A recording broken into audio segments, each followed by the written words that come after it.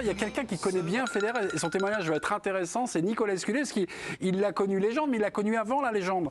Bonsoir Nicolas, merci d'être là. Alors je sais que vous êtes en Allemagne, vous assistez au match de Coupe Davis, les joueurs sont encore sur le court, ça va être rapide. Nous, notre débat qui nous agite, c'est Federer est-il le plus grand joueur de tous les temps? Est-ce que vous nous répondez oui, non et pourquoi? On vous écoute mon cher Nicolas.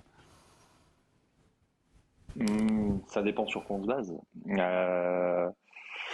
Je dirais non parce que aujourd'hui au niveau du palmarès, ben, il y a des joueurs qui lui sont passés devant en termes de nombre de titres, en termes de nombre du tournoi du Grand Chelem. Après, il a été celui qui a fait rentrer notre sport dans une autre dimension, je pense, qui a su tirer tout le monde vers le haut.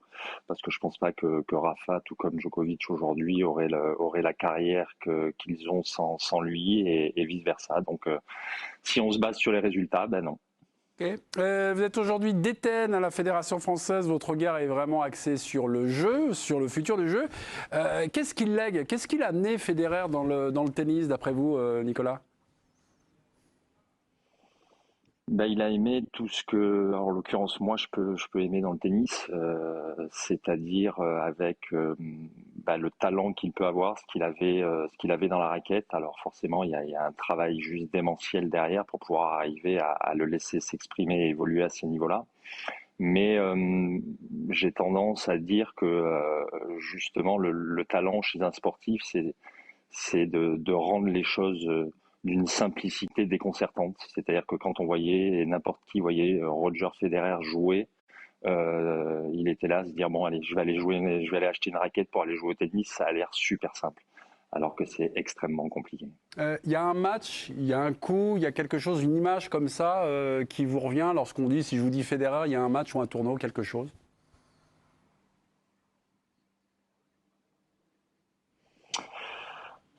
Un coup, forcément le coup droit.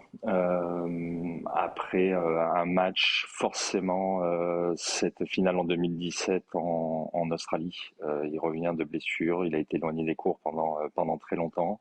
Il revient sur cette Australienne sans avoir forcément de certitude quant au niveau de jeu qui était le sien. Et puis il passe les tours les uns après les autres, en ayant fait aussi à ce moment-là évoluer un petit peu son jeu, surtout côté revers et une finale juste démentielle face à Rafael Nadal. Federer, c'est aussi l'image qu'il a construite avec ses sponsors. Mais vous le connaissez, Roger Federer. Vous l'avez connu avant qu'il devienne cette légende, cette statue du tennis. Est-ce qu'il souffrait de son immense notoriété?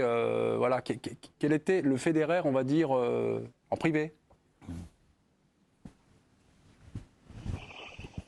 Toujours le même, accessible. C'est un garçon d'une simplicité incroyable, toujours prêt à quelque part rendre service, à répondre aux sollicitations qu'il pouvait avoir, à s'arrêter dans les couloirs dès qu'il pouvait reconnaître quelqu'un, voir un visage connu et échanger, discuter. Un garçon extrêmement simple. Donc souffrir de sa notoriété, oui et non, parce que je dirais non, parce que forcément, quand on évolue à ces niveaux-là et qu'on est le personnage que c'est devenu au niveau planétaire, forcément, ben, il y a des devoirs par rapport à tout ça. Après, oui, forcément, il en a souffert parce que ben, parce qu'on peut plus se permettre non plus, entre guillemets, je dirais n'importe quoi. Et il faut extrêmement, du moins faire extrêmement attention à ce que l'on peut dire, ce que l'on peut faire. Oui et non, mais il a toujours su naviguer justement entre les deux avec une aisance déconcertante. En 2017, je crois que vous le croisez à l'Open d'Australie avant cette nouvelle conquête et vous discutez avec lui, comment ça va, tout ça. Oui, j'ai transformé mon jeu, mais très vite, il vous raconte une anecdote avec vous. Ça devait être lors du tournoi 2000 à Monte-Carlo. Est-ce que vous pouvez nous la faire partager, s'il vous plaît, mon cher Nicolas? Parce on va vraiment voir qui est ce joueur et qu'était-il avant et qu'est-ce qu'il lui était interdit de faire.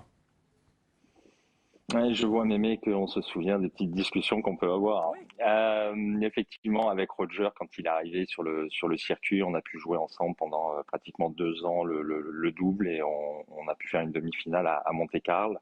Et à l'issue de cette défaite justement à Monte-Carlo, on a pu se faire un petit resto, une petite virée, je dirais nocturne, un petit peu arrosé, sans excès, mais quand même un petit peu arrosé. Et donc, il est revenu dessus en me disant, ouais, tu te souviens, cette soirée, c'était trop sympa. Qu'est-ce que j'aimerais quelque part pouvoir arriver à revivre ce genre de moment sans me poser de questions, alors qu'aujourd'hui, ça m'est devenu quasi impossible, à moins que ce soit chez moi et que je contrôle justement tout. Donc voilà pour la petite histoire.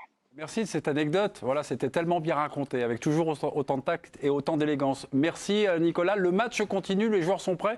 On vous laisse évidemment soutenir les camarades de l'équipe de France de Coupe Davis. Merci d'avoir passé un petit moment. Merci Nicolas.